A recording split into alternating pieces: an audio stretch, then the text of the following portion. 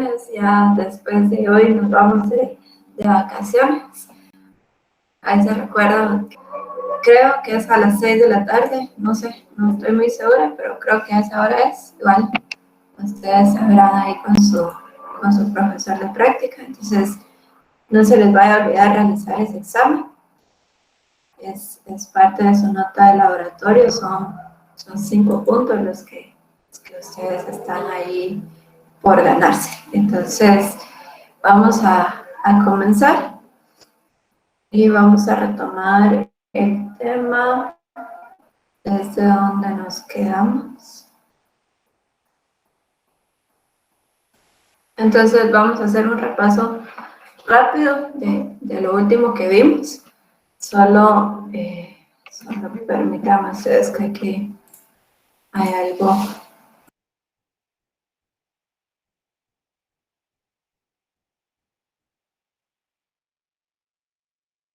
Ya estoy de vuelta, si no, se me iba a incendiar la casa aquí.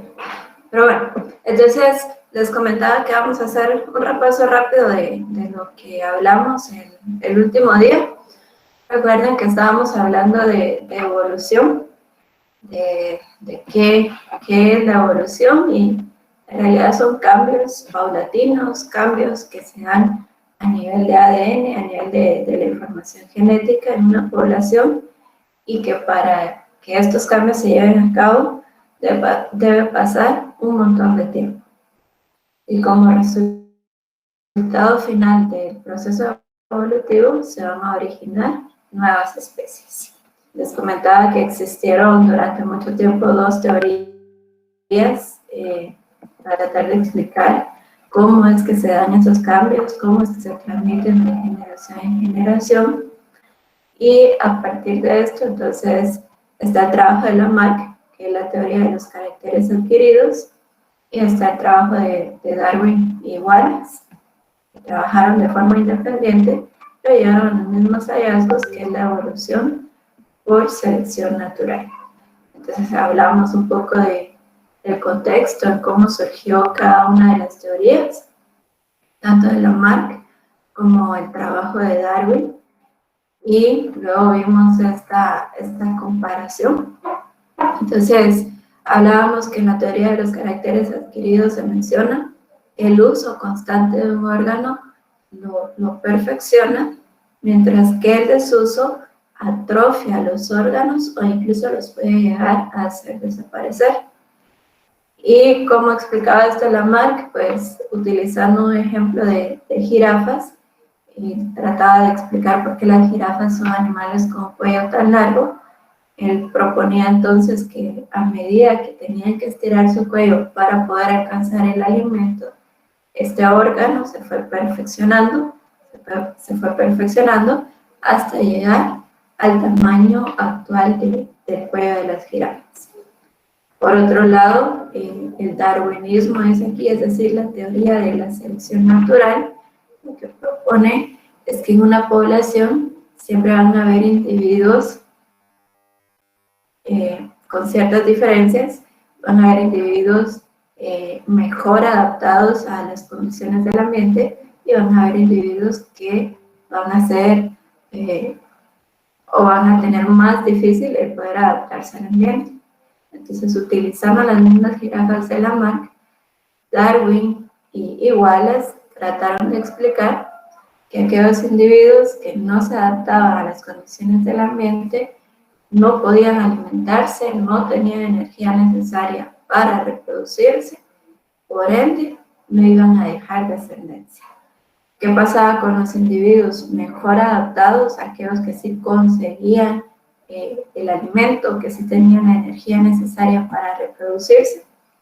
Pues estos individuos sí iban a dejar descendencia, por lo tanto, esa información genética de sus características aptas para el medio ambiente iban a transmitirse de generación en generación.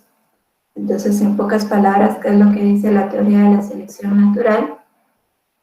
Que únicamente sobrevive el mejor adaptado, ¿sí? Únicamente va a sobrevivir el mejor adaptado como consecuencia de esa sobrevivencia del mejor adaptado va a ser capaz de reproducirse y su información genética va a pasar de generación en generación.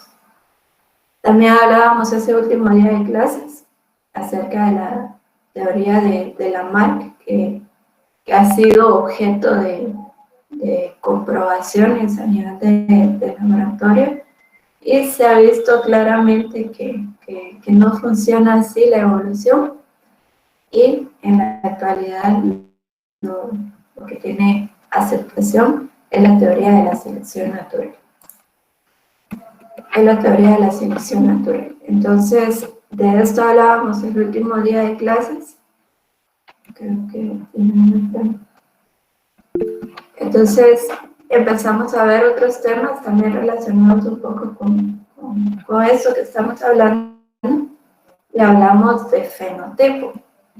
Vamos a ver ahí los tres compañeros que querían entrar. Al final solo había el nombre de Jennifer. Jennifer, ¿está por allí? Jennifer Valle. Sí, buenos días. Buenos días, Jennifer. Ya que ahí está queriendo entrar a la clase, entonces le pregunto, ¿se recuerda qué es fenotipo? El fenotipo son las características externas que se pueden observar. Correcto, entonces es todo ese conjunto de características físicas externas que son observables, en la expresión de los genes, ¿sí? Es todo lo que podemos ver. Entonces, comentábamos aquí, yo creo que esto es más fácil explicarlo con características de personas. Si ustedes se ven en un espejo al momento de encender su cámara y logran ver su rostro, se darán cuenta que tienen ciertas características como el color de cabello, color de piel, la forma de las cejas, forma de la nariz, forma de la boca. Entonces, todo eso que se logra ver es fenotipo. Ahora bien, alguien me puede decir, bueno, esto ya está aquí, el genotipo es la sumatoria de genes, toda nuestra información genética, ¿sí? Y el ambiente, pues es el medio en el cual se desarrolla un ser vivo, son las condiciones en las cuales crece y se desarrolla un ser vivo. Hablábamos un poco de cómo se construye el fenotipo, que necesita información genética, y las condiciones ambientales también pueden llegar a modificar ese fenotipo. Entonces hablábamos de este ejemplo. Era un ejemplo muy drástico de cómo un genotipo idéntico, de cómo una información genética completamente igual puede llegar a ser modificada por las condiciones ambientales. Y un ejemplo más aplicado a la carrera, lo que les comentaba, es que podemos tener la mejor genética en cuanto a material vegetal, podemos tener la mejor genética en animales, pero si nosotros como técnicos no les damos esas condiciones ambientales adecuadas, ¿sí? En el caso de la producción agrícola, no regamos, no fertilizamos, no desmalezamos, aunque tengamos la mejor semilla, tengamos el mejor material vegetal, simplemente no vamos a producir de buena manera. Y lo mismo sucedía, les comentaba, con los animales, que tengamos las mejores razas, las mejores líneas, la mejor genética, si no les damos cuidados, si no les damos alimentación, si no les proveemos de un plan profiláctico de buenas instalaciones, no vamos a producir de la mejor manera. Entonces, esto es bien importante que a ustedes no se les olvide, porque recuerden que están estudiando carreras técnicas, peritos agrónomos, de peritos forestales. Entonces, el ambiente es las condiciones que nosotros como técnicos sí podemos manejar. El ambiente son las condiciones que nosotros podemos proveer, y de eso va a depender en gran medida la calidad de nuestras producciones. Entonces, creo que esto también lo vimos, ¿sí? Hablábamos de un gen, ya habíamos visto, es esa porción de ADN que va a determinar una característica. Y aquí en biología se los explicamos así para que ustedes puedan entenderlo más fácilmente. El próximo año, cuando ustedes estén en el cuarto cuatrimestre, cuando estén llevando genética, se van a dar cuenta que no necesariamente los genes se comportan de esta manera. Pero aquí, con fines de explicación y que sea más sencillo, vamos a decir que un gen es una porción de ADN que determina una característica. Color de ojos, un gen está determinando esa característica. Color de cabello, un gen está determinando esa característica. Y les comentaba que dentro de los genes existen dos tipos. Aquellos que logran expresarse en el fenotipo reciben el nombre de genes dominantes. Y aquellos que pueden estar presentes en la información genética, pero no se expresa en el fenotipo, reciben el nombre de genes recesivos. Otra forma de ver estos conceptos, les comentaba que a nivel de población, los genes dominantes son aquellos que determinan las características que se presentan con mayor frecuencia. Entonces hablábamos de la característica color de ojos, creo yo, con ustedes. Y si miramos nuestra población de la sección C, de primer año de la ENCA, la característica que más se repite es color de ojos café. Entonces, ¿cuál es el gen dominante? El gen dominante es el color de ojos café. Y si miramos dentro de la misma población, posiblemente haya alguna persona aquí de color de ojos verdes. Entonces, como se presenta con menos frecuencia, esa característica corresponde a un gen recesivo. Nos quedamos explicando de que los genes se representan o se estudian asignándoles letras del alfabeto. Cualquier letra que ustedes desean le pueden colocar a un gen. ¿Y cómo identificamos un gen dominante de un gen recesivo? Por ejemplo, si tenemos el gen R, para la característica dominante va a ser R mayúscula, y para la característica recesiva es R minúscula.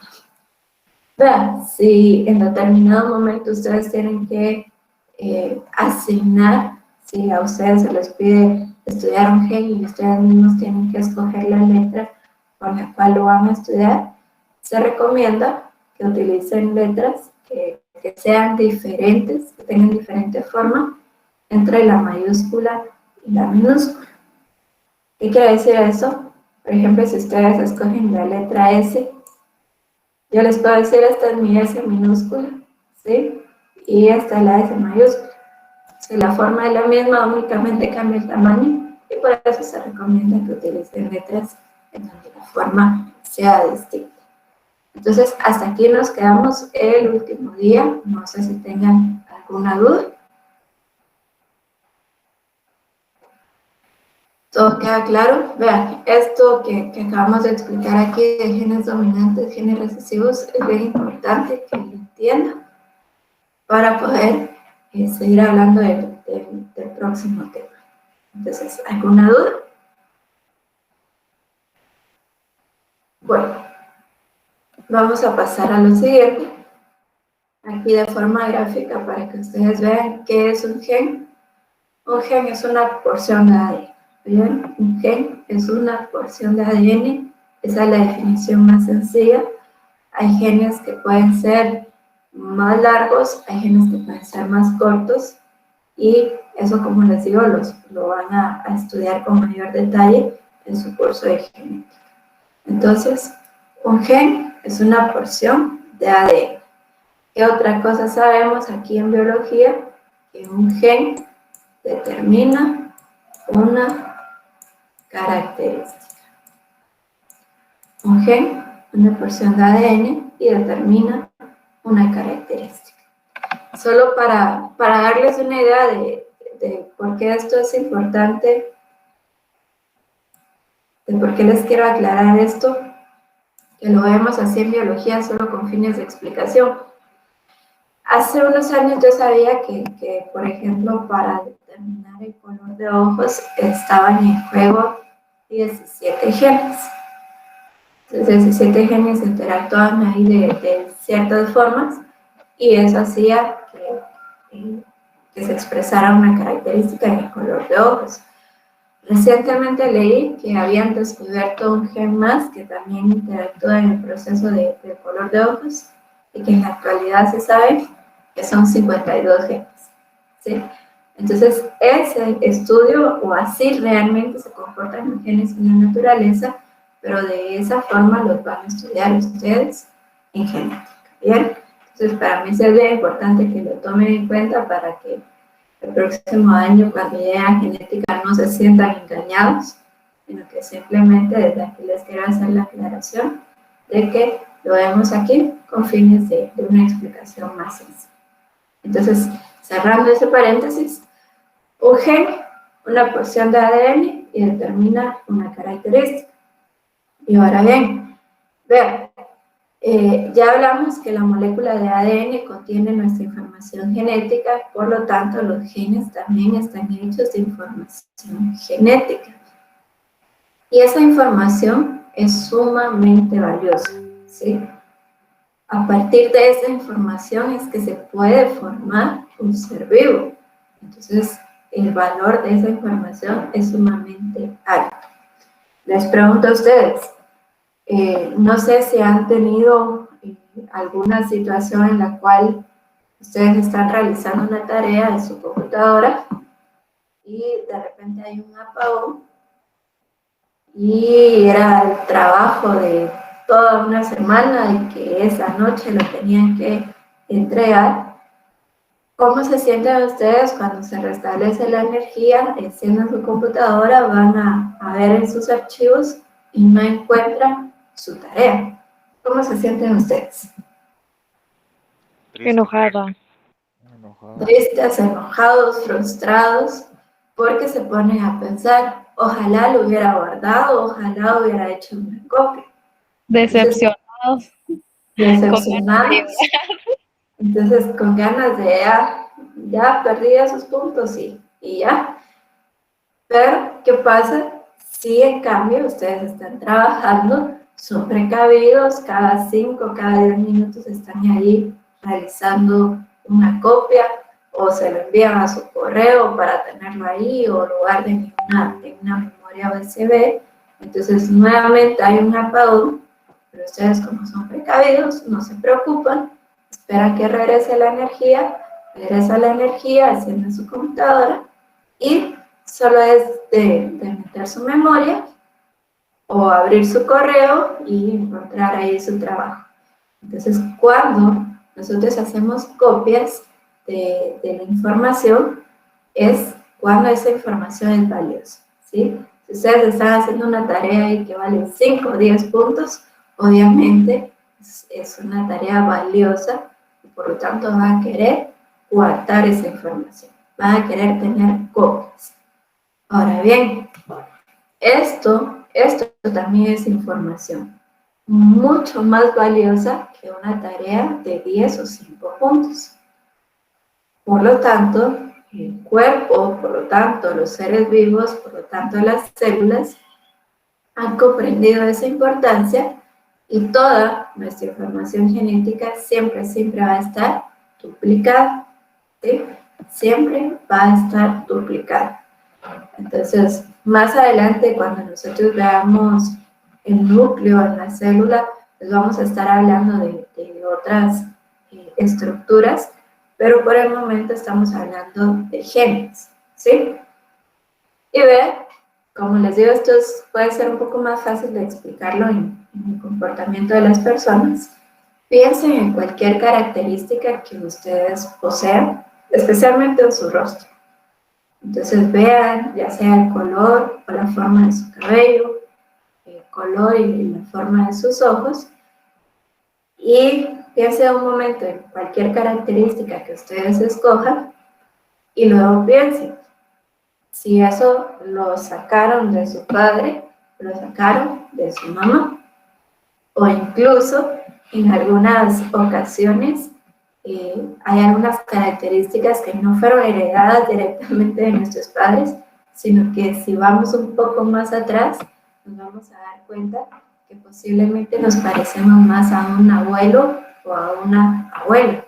Entonces piensen en esas características, piensen en alguna característica en especial y vean, esto lo saqué de mi mamá o esto lo saqué de mi papá o esto es una combinación de los dos.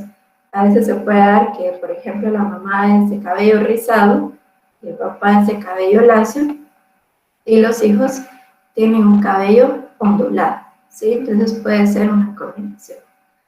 ¿Por qué se da eso? Porque vean, toda nuestra información genética está duplicada.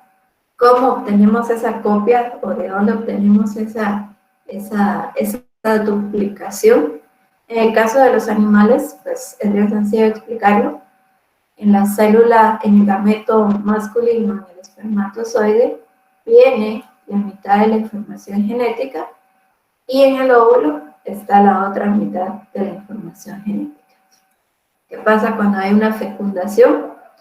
El espermatozoide fecunda el óvulo, estos se unen, se fusionan y por lo tanto la información genética va a quedar duplicada. Entonces, para una misma característica,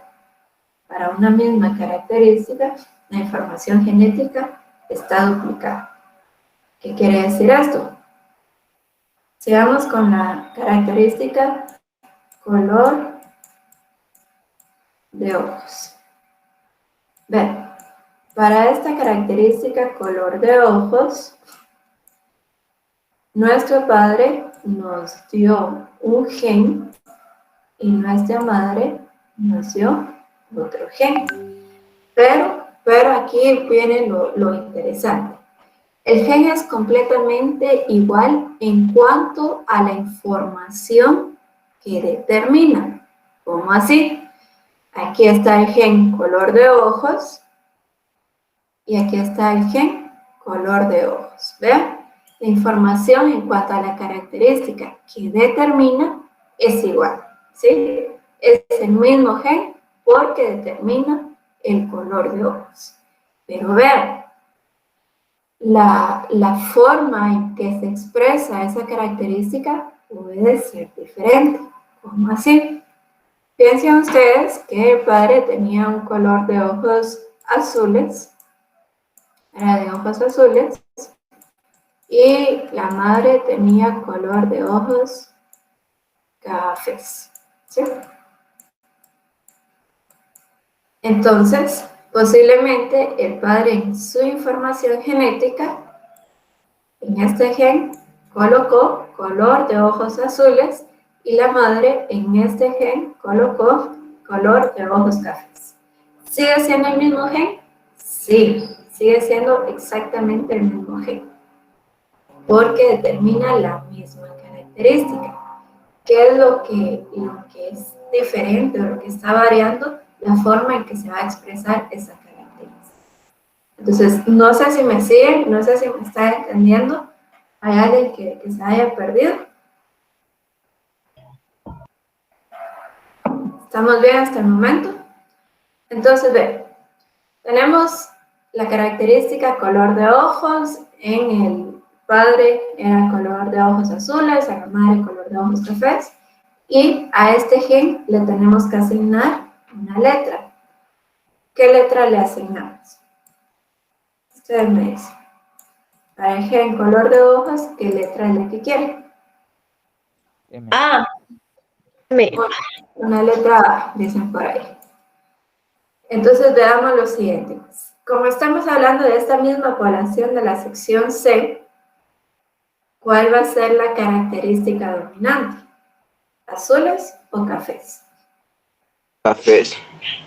Cafés va a ser la característica dominante y para azules vamos a colocar la característica recesiva. Ahí se recuerda que no es porque el café sea un color más oscuro y azul puede ser más claro y por eso es que son dominantes o recesivos.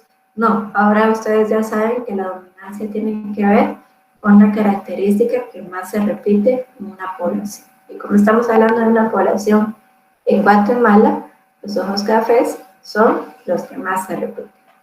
Entonces, vean, en el espermatozoide va a estar presente el gen A y en el óvulo va a estar presente el gen A mayúsculo.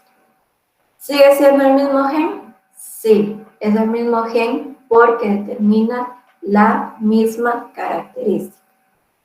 ¿Qué es lo que está variando? La forma en que se puede expresar esa característica. Y vean, en este esquema en la parte de abajo, lo que les comentaba es que nuestra información genética viene duplicada. Entonces, esos dos genes, uno dado por nuestro padre y uno dado por nuestra madre, se van a encargar de determinar una característica.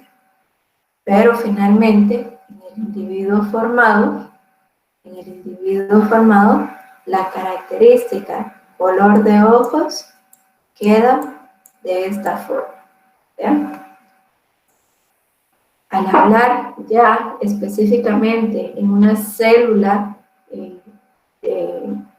del nuevo ser vivo, una célula ya propiamente del ojo, la característica queda de esta forma. Queda una A mayúscula unida a una A minúscula. Les pregunto, ¿qué color de ojos va a tener esta persona?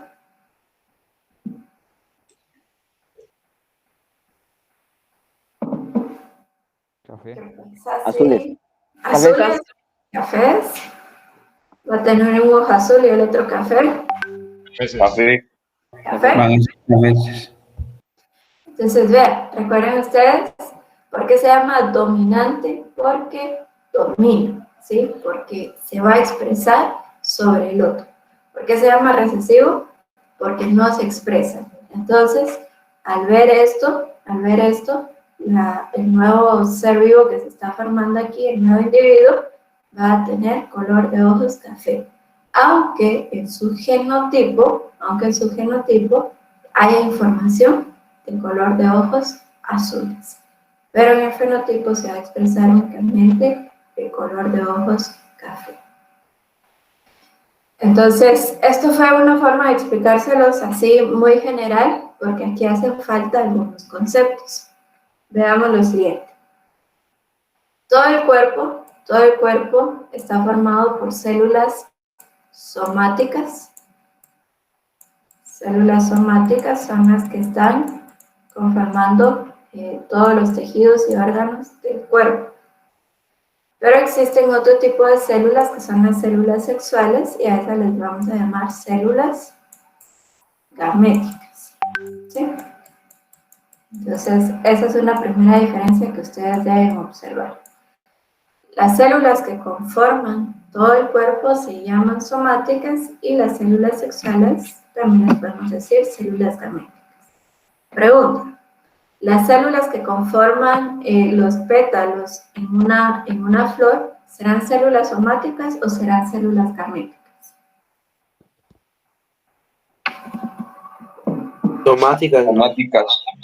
Somáticas. Somáticas, porque están formando parte del cuerpo y únicamente las células sexuales son gaméticas. Una vez dicho esto, vean lo siguiente.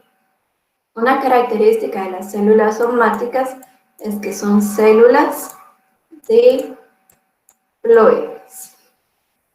Ahora les explico qué significa eso. Mientras que las células gaméticas son células haploides. Son células haploides. ¿Esto qué quiere decir? Diploide se refiere al número de, vamos a ver cómo se recibe si no han visto esto, se refiere a que en estas células somáticas siempre van a haber, la información genética va a estar duplicada, ¿sí? La información genética siempre va a estar duplicada, esto se llama diploide. La información genética ya vimos que ADN, y este ADN puede tomar formas llamadas cromosomas. Entonces, en las células somáticas, por ser diploides, vamos a tener dos juegos de cromosomas. Los cromosomas van a estar duplicados, por eso se llaman diploides. En el caso de las haploides, únicamente van a presentar un juego de cromosomas, ¿sí? Van a tener la mitad de cromosomas en comparación a las células somáticas. ¿Por qué las células gaméticas tienen solo la mitad de cromosomas? Porque vean, al momento de la fecundación, se une nuevamente una mitad de cromosomas de nuestro padre más la mitad de cromosomas de nuestra madre y vuelve a formar el número diploide, ¿sí? Por esa razón, cuando nosotros estudiamos los genes, ustedes van a ver que van a estar representados por dos letras. Realmente los genes van a estar representados por dos letras. Puede ser que, por la misma letra, pero repetida, puede ser que sean ambas minúsculas, ambas mayúsculas, o una combinación como la que tenemos acá. Entonces los genes, al momento de representarlos, al momento de decir una característica, pues va a estar representado por dos letras. Bueno, ¿alguna duda con relación a estos conceptos, patojos? Yo sé que si es primera vez que los están escuchando, puede llegar a ser un poco confuso, un poco complicado. Entonces, ¿tienen alguna duda con relación a esto? ¿Qué es somático? Ingeniera, ¿sí lo podría repetir de las gaméticas haploides? Es que la llamada no lo escucho bien y no escuché esa parte. Bueno, está bien. Entonces, veamos. Lo voy a repetir todo desde el inicio. Vean, todas las células que conforman los diferentes tejidos, órganos, todo el cuerpo se llaman células somáticas. Y únicamente vamos a diferenciar a las células sexuales como células gaméticas. Entonces, están las células sexuales o gaméticas y el resto de células son somáticas. ¿Qué características tienen aparte de la posición o la función que cumplen células somáticas y células gaméticas? Es el número de cromosomas. En las células somáticas nosotros vamos a encontrar duplicado el número de cromosomas. Ahorita ustedes pueden entender un cromosoma como que es una estructura formada de ADN. Ahorita lo vamos a ver así. Entonces, en las células somáticas están duplicados los cromosomas, mientras que en las células gaméticas están a la mitad. Por ejemplo, en una célula somática hay 10 cromosomas, este es un ejemplo nada más. ¿Cuántos cromosomas deberían de haber en las células gaméticas de este mismo ser vivo? 5. Deberían de haber 5, correcto. ¿Ven? ¿Por qué? Porque son haploides, porque tienen la mitad de los cromosomas. Entonces, eso quiere decir haploide. ¿Por qué razón las células sexuales son haploides? Porque al momento de la fecundación, vean, al momento de la fecundación, el espermatozoide puede tener 5 cromosomas, el óvulo 5 cromosomas, se fecunda, se une y nuevamente van a restablecer el número de 10 cromosomas. Entonces, eso es diploide, haploide, somáticas y gaméticas. ¿Alguna duda? ¿Alguna duda? Entonces, cada especie, cada ser vivo va a tener su propio número de cromosomas y esto es algo que ustedes sí pueden saber, y es que en los humanos, el número de cromosomas en todas nuestras células somáticas es de 46, ¿sí? Este es el número de cromosomas en la especie humana. Entonces, todas nuestras células somáticas poseen 46 cromosomas. Por lo tanto, ¿cuántos cromosomas van a tener los espermatozoides y los óvulos? 23. 23. Bueno, ¿alguna duda entonces para todos? ¿Alguna duda? ¿Todo claro? No, ingeniera. Bueno, entonces veamos lo siguiente. Le vamos a poner algunos nombres a esto que hemos estado hablando. Hablamos de genes dominantes, genes recesivos. Ya vimos que los dominantes se expresan, los recesivos no. Y ahora vienen estos dos conceptos. Ahora que ya sabemos que toda nuestra información genética está duplicada, vamos a hacer lo siguiente. Vamos a colocar una característica que sea color de la flor. ¿Sí? Color de la flor.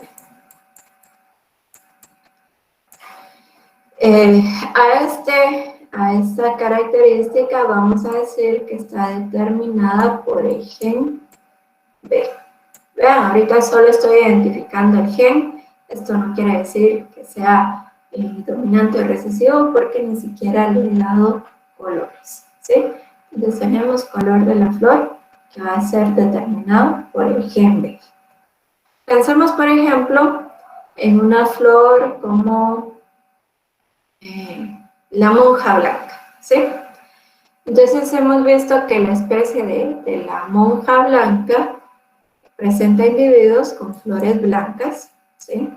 Flores blancas que son los más abundantes, pero también se ha visto que algunos individuos, los pocos, poseen flores rosadas, ¿sí? Entonces, dicho esto, en la monja blanca la mayoría de flores son blancas y algunas pocas son rosadas. ¿Qué característica o qué tipo de gen va a tener las flores blancas? ¿Un dominante o un recesivo? Dominante. Entonces le colocamos una B mayúscula y las rosadas, por ser menos individuos, entonces es el gen recesivo y tiene este gen de B minúscula. ¿Sí? Ahora bien, vean lo siguiente. Aquí estamos hablando únicamente de la identificación del gen. ¿Oyeron? Únicamente de la identificación del gen. ¿Qué pasa? ¿Qué pasa cuando estamos hablando propiamente del individuo, propiamente de la flor? Realmente deberíamos de tener dos letras. Ahí se recuerda. Cuando estamos hablando propiamente del individuo, debería de haber dos letras. Pero vean, para que hayan flores blancas, los individuos pueden ser de esta forma. Los individuos pueden ser así. 2B mayúscula, ¿verdad? O bien, los individuos pueden ser una B mayúscula y una B minúscula. De cualquiera de las dos formas se va a expresar el color blanco. Ahora bien, ¿qué dijimos de los genes recesivos? Que esos no se expresan. Pero yo les pregunto lo siguiente. ¿Qué pasa si hay un individuo que en su información genética tiene este genotipo? ¿De qué color va a ser? Rosado. Va a ser rosado. Entonces vean, el gen recesivo en determinado momento sí se puede expresar. Sí se puede expresar cuando cuando su información genética esté en la misma forma. Entonces vean lo siguiente, esto puede ser, les comento yo la primera vez que lo hice y me costó un poquito entenderlo, pero vamos a ver.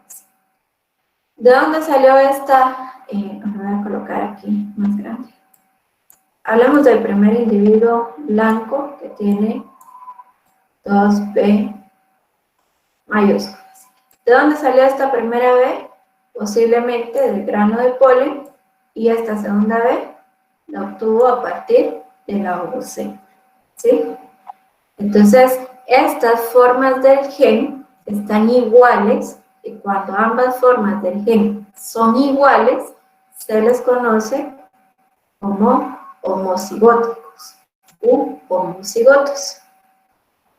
Dentro de estas combinaciones de letras que tenemos aquí, ¿ven algún otro homocigoto? Sí, las dos B minúsculas. Las B minúsculas. Las dos B minúsculas, correcto. Entonces, estas B minúsculas igual. ¿De dónde provino esta información? Posiblemente de polen. ¿Y de dónde proviene esta información? Posiblemente de la ovocélula. Pero vean, ambas formas del gen están iguales, están en la misma condición. Y a eso se le conoce como homocigoto. Ahora bien, ambos son homocigotos. En eso estamos claros. Ambos son homocigotos u homocigóticos. Pero, ¿cuál es la diferencia?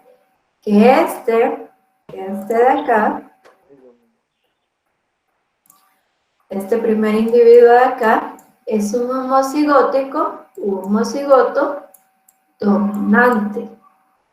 ¿Por qué se llama homocigoto dominante? Porque ambas formas del gen están de forma dominante. ¿Cómo se va a llamar este individuo de acá entonces? Este individuo número 2, homocigoto ¿qué? Recesivo. Recesivo. Homocigoto recesivo, correcto. Homocigoto recesivo. Entonces, pregunta de examen. ¿Qué se requiere, qué se necesita para que un gen recesivo se exprese?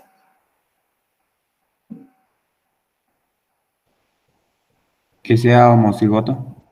Que sea ¿Homocigoto qué? Recesivo. Homocigoto recesivo. Homocigoto recesivo. Entonces, esto es bien importante que a la palabra homocigoto u homocigótico ustedes le tienen que agregar su apellido por ahí, le tienen que agregar un complemento que puede ser dominante o recesivo. La palabra homocigótico en sí no nos dice mayor cosa, solo nos dice que ambas formas del gen están en la misma condición, pero tenemos que diferenciar entre homocigotos dominantes y homocigotos recesivos.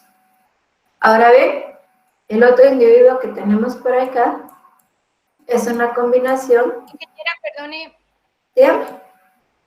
¿podría repetir la pregunta? Es que no la escuché muy bien. ¿Entonces sí me están escuchando o todos tienen problemas con el audio? Un ratito de la llamada.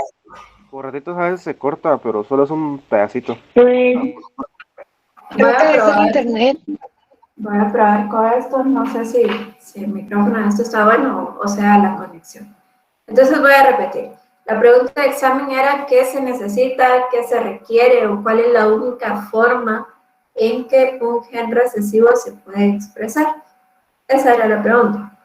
¿Cuál es la manera en que un gen recesivo se puede expresar? Entonces, la única forma en que un gen recesivo logra expresarse en el fenotipo es cuando ese gen recesivo está en una condición de homocigoto recesivo. ¿Sí? Esa es la respuesta. Entonces, piensen ustedes si, por ejemplo, ustedes tienen ojos claros, ojos ya sea de color verde, ojos azules, ojos así claros, entonces posiblemente, como esa es una característica recesiva, posiblemente su genotipo está en una condición de homocigoto recesivo. Otra característica recesiva en nuestra población puede ser el pelo colocho, el cabello rizado. Entonces, si ustedes son colochos, son colochas, posiblemente en su genotipo ustedes tengan una condición de homocigotos recesivos. ¿Sí? Ahora bien, cuando los genes están en diferente condición, cuando un gen, una forma del gen está en condición dominante y la otra forma del gen está en condición recesiva, a esa condición del genotipo se le conoce como heterocigótico o heterocigoto, ¿sí? Heterocigótico o heterocigótico, o heterocigoto, perdón. Entonces, aquí no es necesario colocar ni dominante ni recesivo, porque con la palabra heterocigoto, ahí ya se entiende que el genotipo va a estar con diferentes condiciones. ¿Qué es lo importante de aquí? Que el gen dominante, ¿sí? En este caso el color blanco, va a dominar sobre el recesivo. Entonces, a pesar de que en el genotipo está presente este gen recesivo, vean, no se va a expresar, sino que únicamente va a dominar la característica del gen dominante. La característica del gen dominante. Entonces, ¿alguna duda para todos?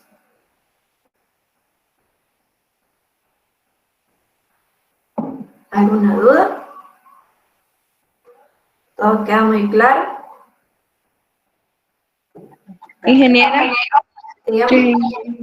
¿podría repetir lo que significa heterocigoto?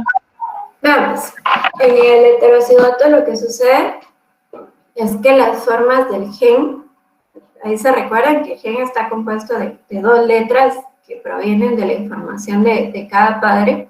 Entonces, en el heterocigoto las formas del gen están en diferente condición, como así, una es dominante y la otra es recesiva. Y por esa condición de que una es dominante y la otra es recesiva, se le conoce como heterocigótico, ¿sí?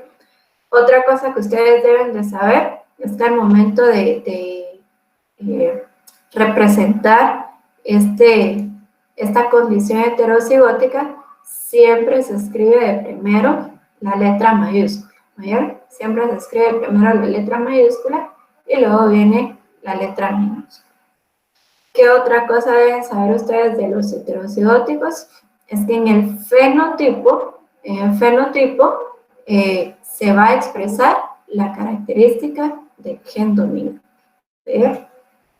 Entonces, solo déjenme ver qué es lo que viene. Entonces, para que ustedes terminen de entender esto, vamos a hacer lo siguiente. Para que ustedes terminen de... Solo déjenme.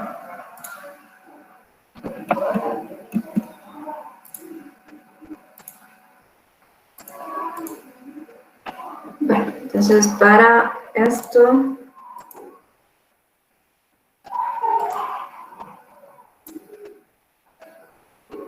Vamos a hacer el siguiente ejercicio. Veamos. Vamos a trabajar, ahora para dejar colores, vamos a trabajar, por ejemplo, con una textura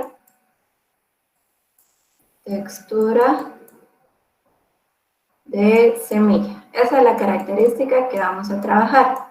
Díganme ustedes, ¿qué letra quieren asignarle a esta característica? X. X, es que la X es igual en mayúscula y minúscula. N. ¿Cuál? La N. La N. Bueno, había escuchado N primero. Vamos a colocar esto.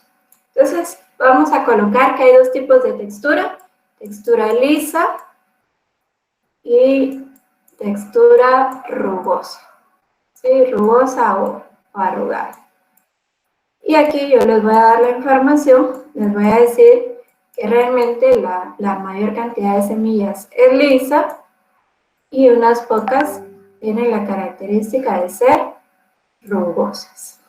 Entonces, ven, como son plantas de lo que estamos hablando, debe existir un grano de polen y debe existir una ovocélula. Entonces vamos a hablar de la planta que provee los granos de polen. Este símbolo representa lo masculino y vamos a hablar que esta planta de donde se obtuvo el grano de polen tenía este genotipo, ¿ven? Y se cruzó con una planta, se cruzó con una planta de donde se obtuvo la ovocélula que tenía este genotipo. Entonces, este es el símbolo para lo femenino. Primer paso, vean, como estos son individuos diploides, esto está representando sus células somáticas. Primero debe haber una producción de gametos, ¿sí? Primero debe haber una producción de gametos. ¿Cómo va a ser el grano de polen? ¿O qué información va a tener el grano de polen en esta planta, patojas? ¿Qué información va a tener el grano de polen en esta planta? Homocigoto recesivo, no. Homocigoto recesivo. Solo recuerden una cosa. El grano de polen es una célula sexual, es una célula gamética, por lo tanto es haploide, ¿sí? Por lo tanto es haploide. Entonces, ¿qué información va a tener el grano de polen?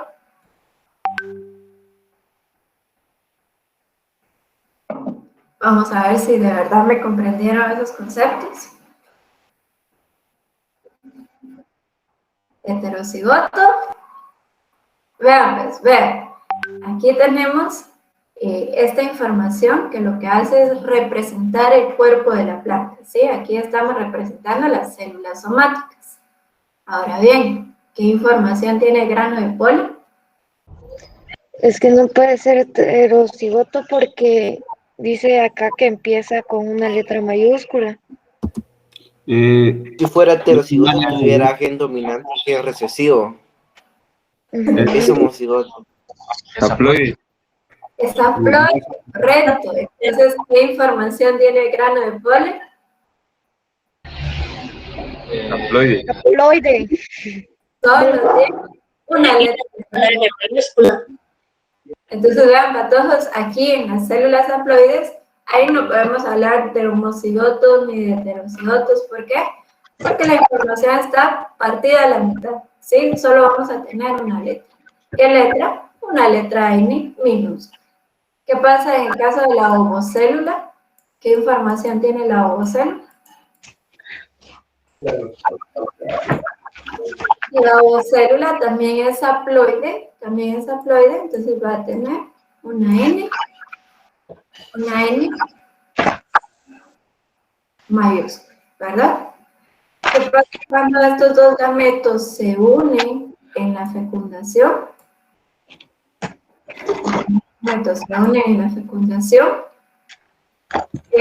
¿Cuál va a ser el resultado? Ahora sí, oigan bien, el resultado genotipo. Cuando les pregunto el resultado del genotipo, ustedes lo que me tienen que decir, homocigoto dominante, homocigoto recesivo o heterocigoto. ¿Cuál es el resultado del genotipo de este nuevo individuo? Heterocigoto. Heterocigoto, correcto. Y ahora si yo les pregunto, ¿cuál es el resultado del fenotipo de este individuo? Texturaliza. Rugosa. Color blanco. Color blanco, rugoso, vean, estamos hablando de textura, ¿sí? Y ya dijimos que genotípicamente es un individuo heterocigoto. Ahora, fenotípicamente, ¿cómo es este individuo? Blanco. Es de texturaliza. Tiene semillas lisas. ¿Qué textura de la semilla es? Ah, sí, son semillas lisas. Son semillas lisas. Vean, patojos, cuando yo los estoy Sí, viendo, en el ejemplo anterior.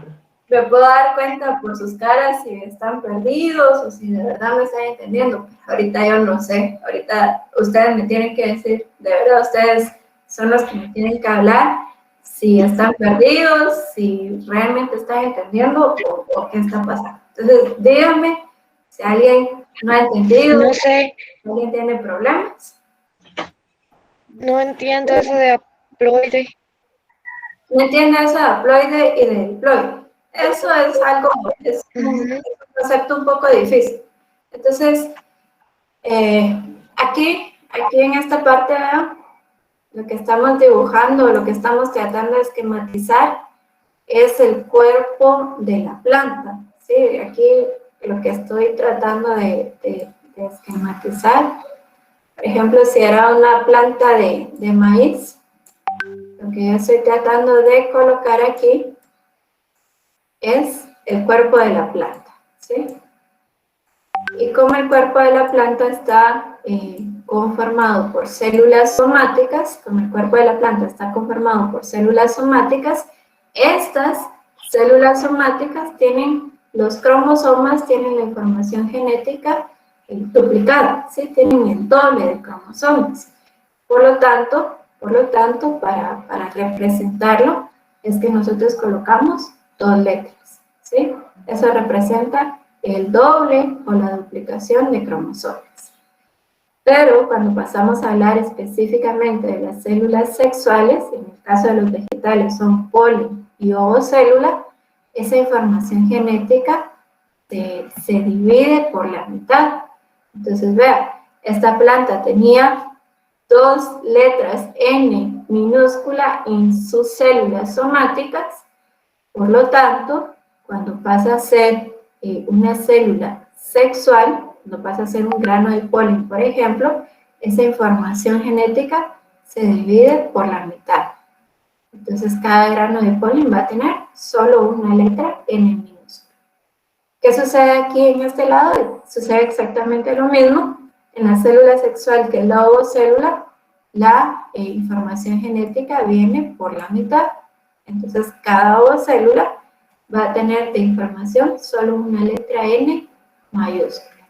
¿Por qué sucede esto? ¿Por qué en las células sexuales se divide la información?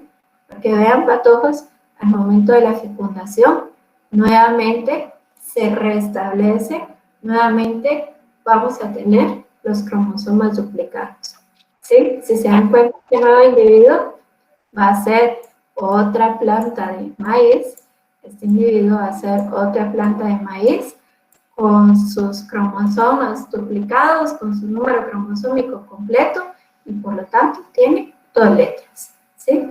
Entonces a eso se refiere el diploide y haploide, al número de cromosomas que están dependiendo del tipo de célula que sea. Células somáticas siempre van a tener el doble, células sexuales o gaméticas van a tener la mitad. Y cuando se fecundan las células sexuales, cuando se unen, nuevamente se restablece el número de cromosomas. ¿Alguna otra duda? ¿Dudas para todos? No, ¿No? gracias. Bueno, entonces de eso estábamos hablando. Ya vimos que es homocigótico y vimos que pueden haber condiciones de homocigóticos dominantes cuando ambos genes están en condición dominante y homocigóticos recesivos cuando ambos genes están en condición de homocigóticos de condición de recesivos. Y heterocigóticos cuando hay un gen dominante y un gen recesivo. Recombinación, estos 2 conceptos que vienen. Entonces, vean, aquí nos hace falta explicar estos 2 conceptos. Antes de ver cada uno, vamos a decir que ambos son fuentes de variabilidad. Tanto la recombinación como la mutación son fuentes de variabilidad.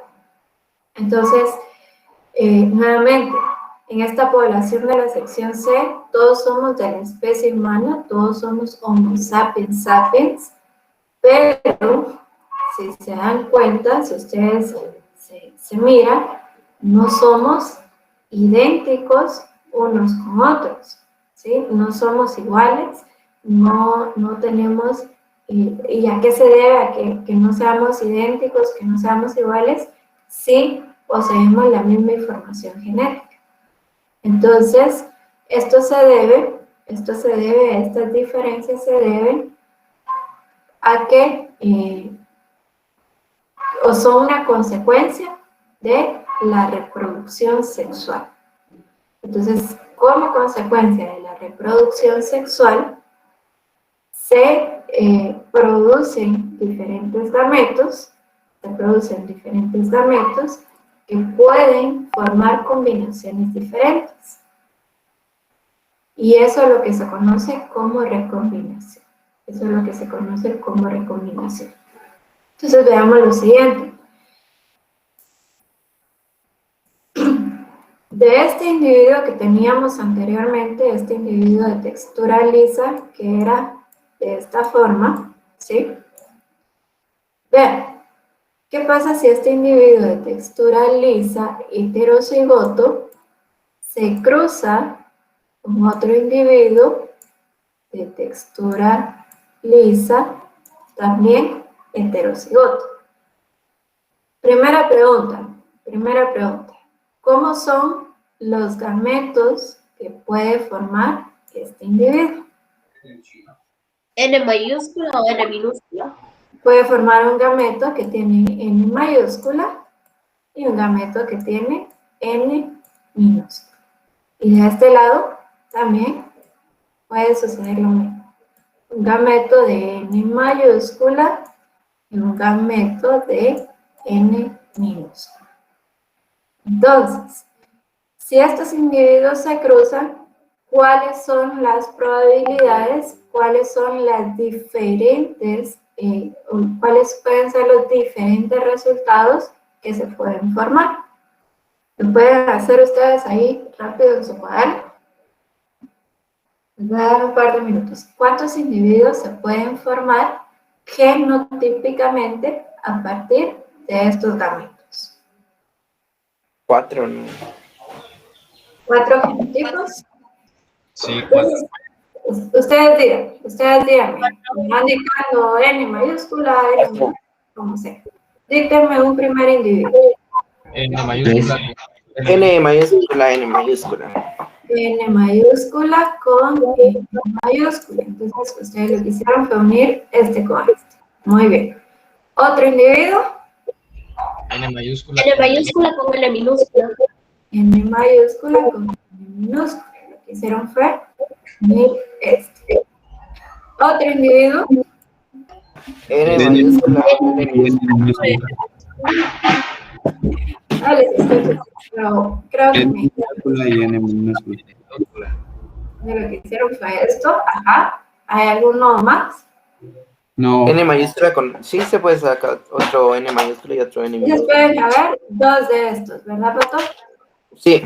Entonces, uno de estos y uno de estos. Entonces, vean, como consecuencia de la reproducción sexual se pueden producir muchas formas de gametos, ¿sí? Pueden darse diferentes formas de gametos y posteriormente esos gametos pueden llegar a formar diferentes combinaciones. Entonces, esa es una de las razones por las cuales las poblaciones que se reproducen por medio de forma sexual, que se reproducen por la forma sexual, van a tener individuos diferentes. Va a haber una gran variabilidad. Entonces, a eso se le conoce como recombinación. A la formación de gametos, las diferentes combinaciones que se pueden formar por los gametos y todo esto como consecuencia de la combinación, como consecuencia de la reproducción sexual. ¿Vieron? Eso es recombinación. ¿Qué es la contraparte o qué es lo contrario a recombinación? Lo contrario a recombinación sería, por ejemplo, la reproducción asexual, bastante utilizada en la producción agrícola. En la producción agrícola lo que más nos interesa es poder obtener una producción homogénea, es decir, una producción pareja. Por ejemplo, si estamos trabajando con frutos, lo que nos interesa es que todos los árboles o todas las plantas floreen al mismo tiempo para que de esta manera todas las plantas produzcan frutos al mismo tiempo y que los frutos sean del tamaño más parecido. Entonces, ¿cómo se logra esa uniformidad? Se logra trabajando con reproducción asexual. Ahora bien, si lo que nos interesa es producir individuos variables, producir individuos que sean diferentes entre sí, lo que se debe utilizar es una reproducción sexual. ¿Bien? Entonces, a nivel de la naturaleza, aquellas poblaciones que se reproducen de forma sexual son las poblaciones que tienen gran variabilidad, y una de las ventajas de la reproducción sexual y tener esta gran variabilidad es que existe menos riesgo de enfermedades, existe menos riesgo de que puedan sufrir alguna enfermedad. Entonces, gracias a esa variabilidad, se ha logrado cierta defensa contra enfermedades. Miren, les voy a comentar un tema ahí que puede ser un poco controversial. No estoy hablando de nadie en particular, pero no sé si ustedes han escuchado, leído o incluso visto películas donde hace mucho tiempo era bastante común que la gente se casara entre primos, hubieran uniones entre primos, y todo era siempre con el fin de... En Cotiapa lo hacen todavía. Entonces, yo no estoy hablando de nadie en especial, de nadie en específico, estoy hablando así en general. Entonces, vean, ¿por qué lo hacían? Principalmente por temas económicos de herencia, ya que al casarse entre la misma familia se aseguraban mantener siempre las propiedades. Pero, ¿qué sucedía a nivel de los hijos de estos casamientos? Era bastante común que fueran niños muy enfermizos, niños con ciertos problemas de enfermedades, y es porque al estar cruzándose entre miembros de la misma familia, esto va mermando, va disminuyendo la capacidad de recombinación. ¿Sí? Entonces, al perder la capacidad de recombinación, baja la variabilidad y por ende los individuos pueden ser más susceptibles a ciertas enfermedades. Entonces, eso sucede a nivel de personas, es bastante, y vean, por no hablar ahí como eso, dijeron de ciertos municipios, hay comunidades en Guatemala, sí existen comunidades, pero sobre todo no por el gusto o la gana, sino que hay comunidades que se han quedado muy aisladas en Guatemala, que al final de cuentas muchas personas se casan y tienen hijos ahí sin saber que eran primos.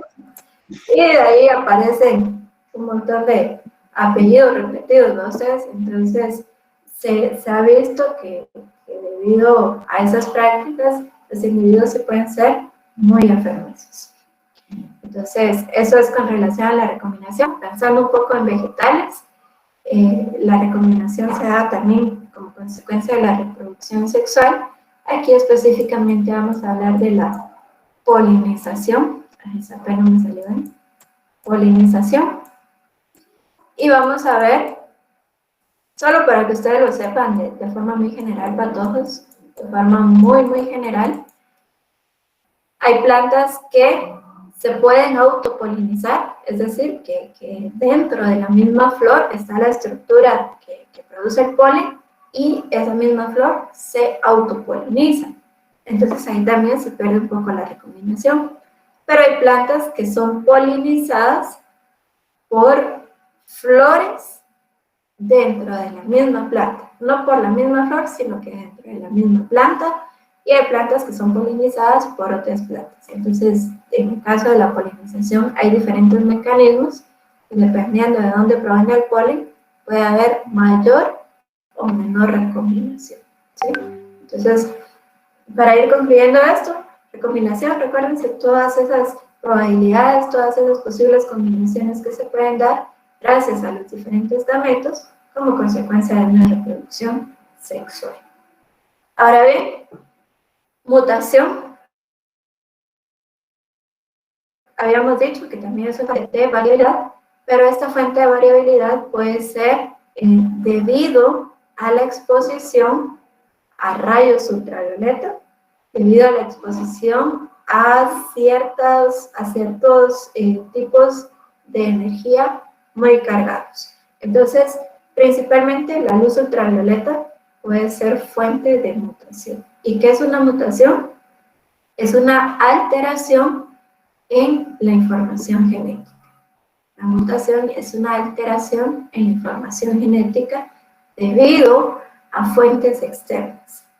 Entonces, por ejemplo, en nuestro ADN, como ya vimos, en nuestro ADN, una porción de ADN representa un gen, ¿sí? Y constantemente en nuestras células, como se están renovando, existe un proceso de duplicación. Es decir, están haciendo copias y copias de nuestra información genética. Y esas copias algunas veces pueden salir mal, puede haber una alteración y una mutación. Entonces, ¿cuáles son fuentes que pueden llegar a provocar esos cambios o alteraciones en la información genética? Uno ya se los había mencionado, la luz ultravioleta. ¿Y dónde está presente la luz ultravioleta? Está presente en la energía solar. Entonces, a la Tierra nos llega constantemente una fuerte carga de luz ultravioleta. ¿Por qué no andamos entonces ahí individuos con 3 ojos, una oreja? Esto es debido a que nuestra atmósfera nos protege de esa luz ultravioleta. Sin embargo, exposiciones prolongadas a la luz solar puede ser dañina. Y lo más común o lo más evidente de ustedes es, por ejemplo, la enfermedad conocida como cáncer en la piel. Pueden haber factores genéticos ahí, no hay discusión en eso, pero también se puede llegar a desarrollar cáncer en la piel si constantemente estamos expuestos durante mucho tiempo a la luz solar.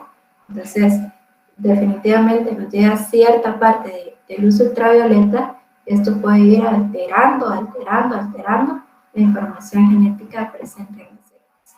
Entonces, recomendación, ahorita que viene su semana de descanso, si se van a las playas, si se van a algún lugar al aire libre, lleven su bloqueador solar, utilicen ropa para protegerse, porque sí puede llegar a ser muy dañino. Incluso puede llegar a ser una mutación, una alteración en su información genética. ¿Qué otra fuente externa nos puede provocar alteraciones? Pueden ser los rayos X. Yo no sé, patojos, si ustedes alguna vez se han fracturado o han necesitado de hacerse radiografías. Yo en algún momento tuve que hacerme una radiografía de los pulmones, que piden una tarjeta de pulmones ahí para descartar que uno tenga tuberculosis. Entonces, los rayos X también son una fuente de energía altamente cargada que pueden llegar a provocar alteraciones. O si han ido al dentista, cualquier radiografía, traten de recordar cómo estaba vestida la persona que manejaba el aparato de los rayos X. Si se recuerdan, para los que han tenido alguna radiografía, esta persona tenía un delantal. Y este delantal era, si lograron observar o incluso tocar, era un delantal bastante pesado porque normalmente están hechos de plomo. Esto es para evitar que los rayos X les reboten a ellos. Y hay otra cosa bien interesante.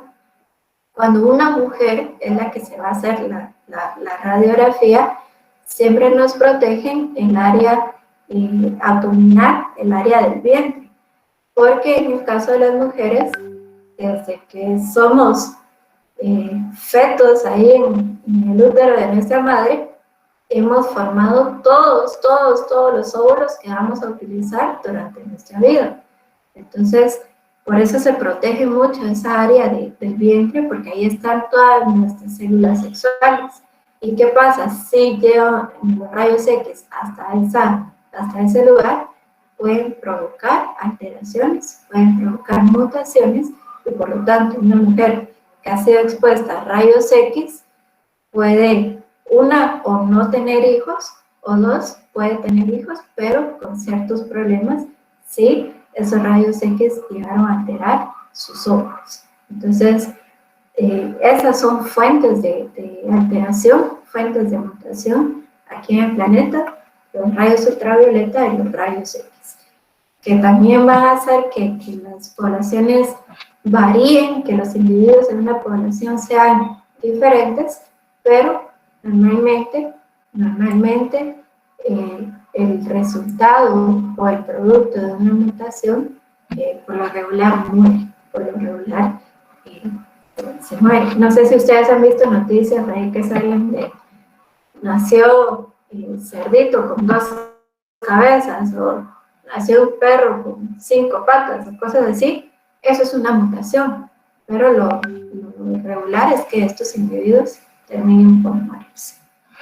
Entonces, no sé si tengan alguna duda. ¿Dudas? Y ya casi para ir terminando, pues esto era el ejemplo que hicimos anteriormente, ¿verdad?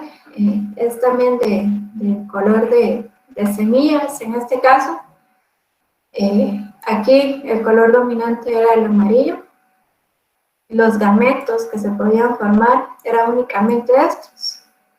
Y el resultado es un individuo heterocigoto y el fenotipo es color amarillo. Entonces, muchachos, para ir terminando esto ya es bien rápido. Existen las bases, los fundamentos de la selección natural son los siguientes. En una población debe existir muchos individuos, ¿sí? Debe haber una gran cantidad de individuos y debido a esa gran cantidad de individuos vamos a observar que algunos pueden ser más grandes, algunos más pequeños, unos más fuertes, otros más débiles, pero al final lo que importa es que dentro de esta gran cantidad de individuos van a haber individuos mejor adaptados. Entonces, lo que les comentaba, al haber muchos individuos, estos van a ser diferentes entre sí. Estos van a tener diferentes características entre sí. ¿Qué características van a ser mejores? Aquellas que les permiten adaptarse al ambiente. Como consecuencia de esa gran cantidad de individuos, va a existir una competencia. Es decir, que los individuos van a pelearse principalmente por los recursos. ¿Cuáles recursos? Alimento, espacio e incluso una pareja para aparearse. Entonces, principalmente por esas 3 cosas van a competir los individuos de una misma población. Por alimento, por espacio y puede ser incluso por una pareja para poder aparearse. Entonces, ¿cuál es el objetivo de todos estos individuos? Es sobrevivir.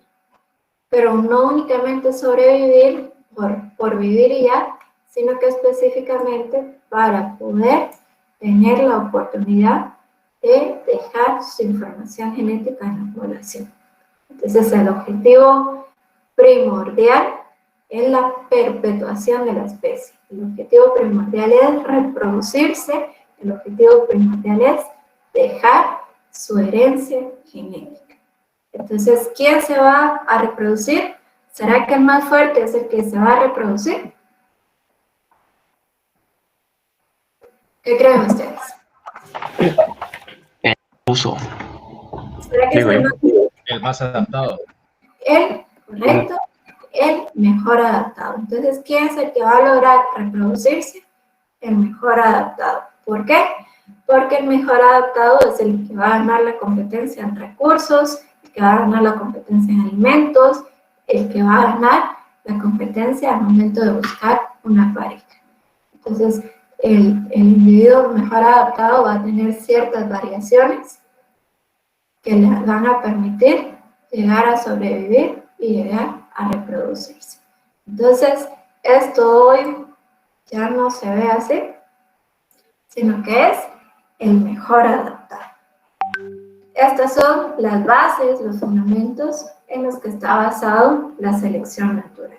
Y esto es cierto porque así se comporta la naturaleza. Si nosotros observamos una población en su ambiente natural, vamos a observar todo esto.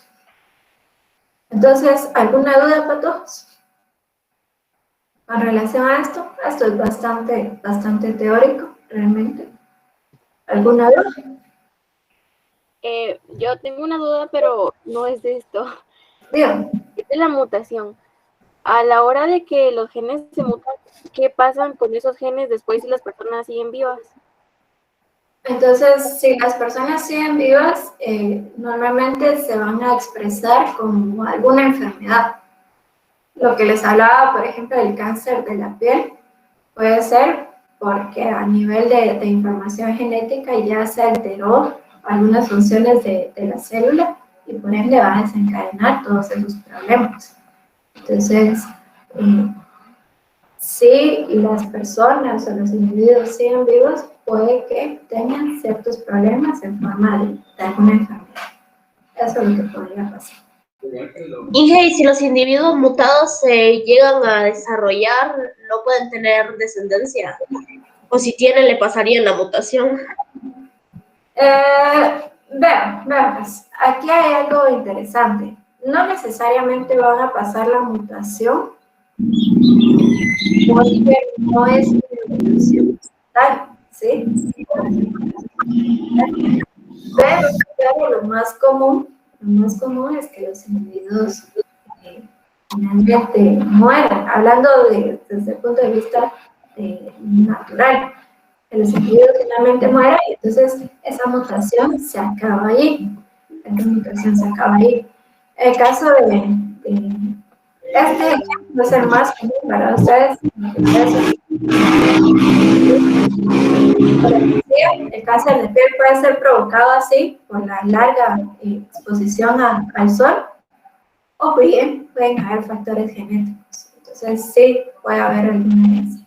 Entonces hay un montón de posibilidades, ¿verdad? Pero a nivel de la naturaleza, los individuos que tienen alguna mutación simplemente mueren y no llegan a tener descendencia. ¿Alguna otra duda?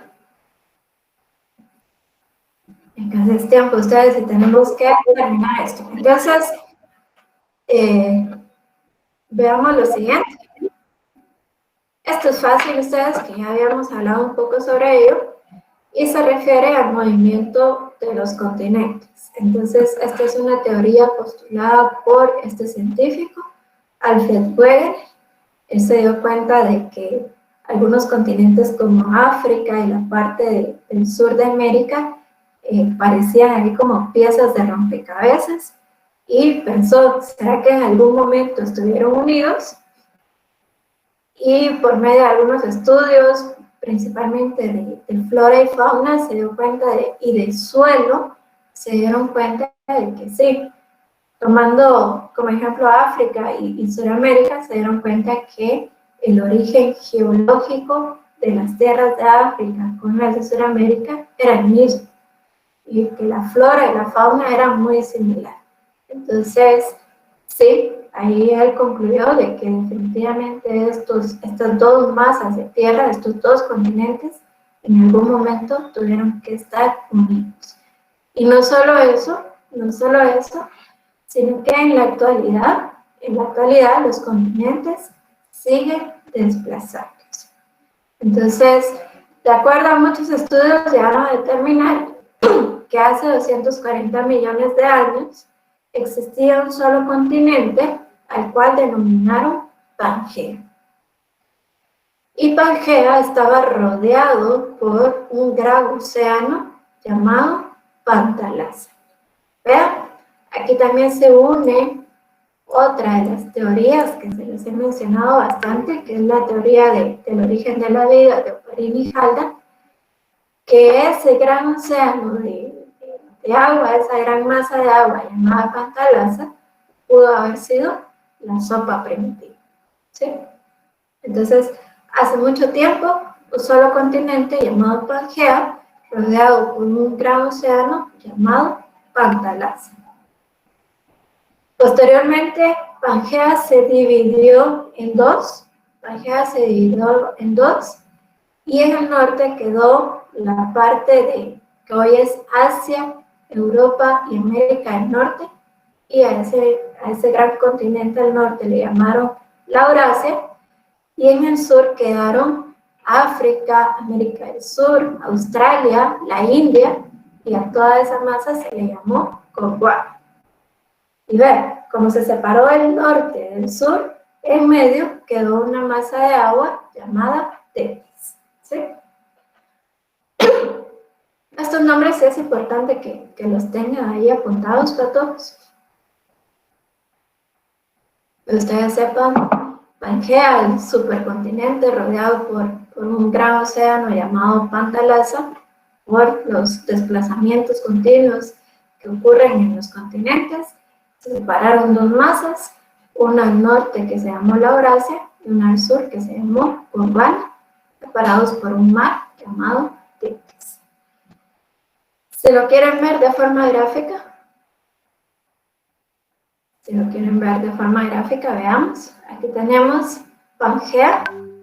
Aquí tenemos Pangea cuando estaban todos unidos. Y el océano que se llamaba Pantalaza. Luego hubo una separación entre las masas del norte y del sur. Hubo una separación y se formó el mar de Tetis. Y estos continentes se siguen desplazando continuamente, hoy todavía se siguen desplazando, entonces se ha llegado a pensar que en unos cuantos millones de años nuevamente van a estar unidos en una sola masa. Bueno, ¿alguna duda? ¿Dígame?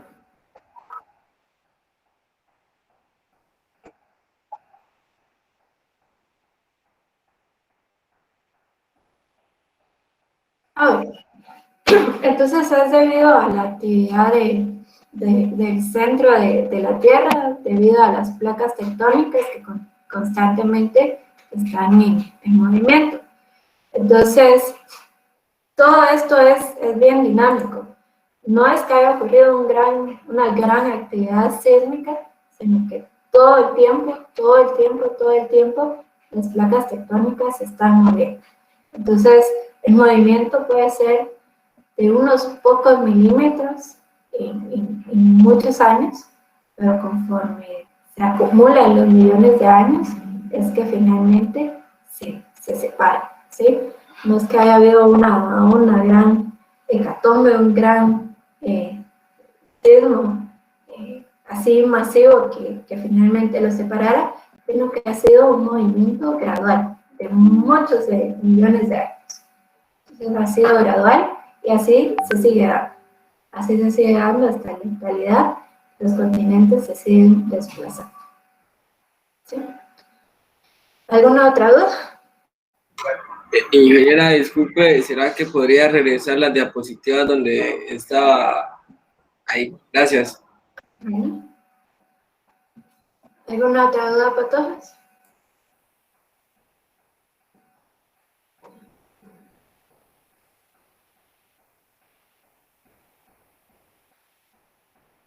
¿Dudas?